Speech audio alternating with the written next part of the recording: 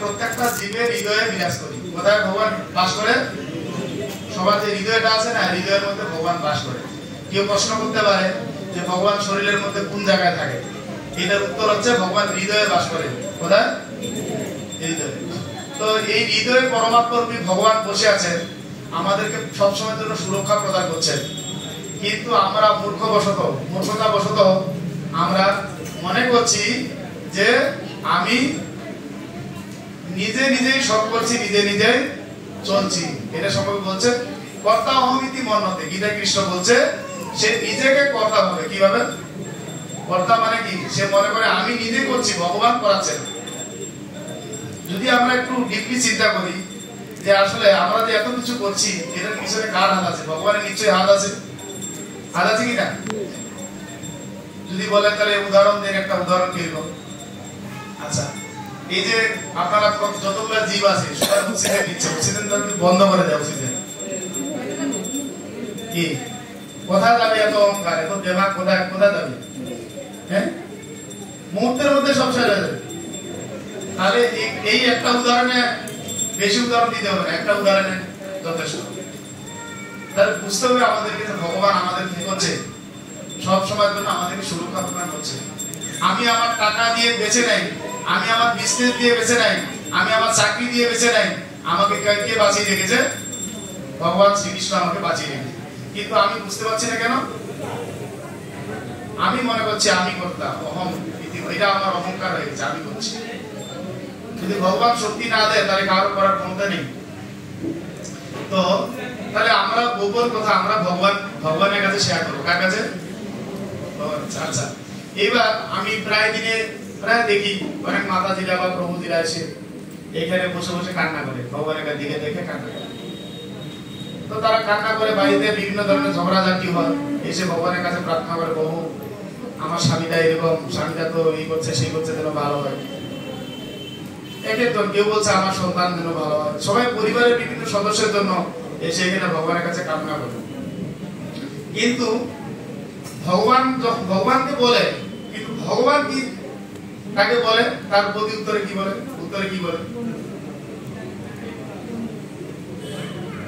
কি করে আমরা যে দুঃখটা প্রকাশ করছি ভগবানের কাছে, তাহলে ভগবান আমাদের কি বলবে? এটা কি করে বুঝবো? তাহলে আমরা ভগবানের সাথে কথা বলবো কি করে? হ্যাঁ, ভগবানের সাথে কথা বলা যায়। কি করা যায়? ভগবানের সাথে কি করে কথা বলা যায়? কিসের মাধ্যমে? গীতার মাধ্যমে। আমরা যদি গীতার সঙ্গ করি তাহলে কার সঙ্গ করা হবে? ভগবানের সঙ্গ করা হবে। আমরা যদি এই গীতার সাথে মানে মত বিনিময় করি তাহলে কার সাথে মত বিনিময় করা হবে? ভগবানের সাথে। তাহলে আমরা এখানে এসে দুঃখ ভগবানকে বলবো, এটা রাইট, ঠিক আছে। তো আমাদেরকে ভগবান কি বলেছে, এই দুঃখটা কি করে যাবে, এই দুঃখটা কি করে নির্মূল হবে, তার জন্য সাজেশন হচ্ছে ভগবদ্গীতা। তার জন্য কি? তাহলে আমি ভগবানকে বলছি, তাহলে ভগবান আমাকে কি বলছে সেটা জানার জন্য আমাকে গীতা পড়তে হবে। কি পড়তে হবে? গীতা পড়তে হবে। তো এখানে ভগবান আমাদেরকে এটাই বোঝাতে চাচ্ছে যে আসলে ভগবানের ঘনিষ্ঠ বা প্রিয় ব্যক্তি কারা?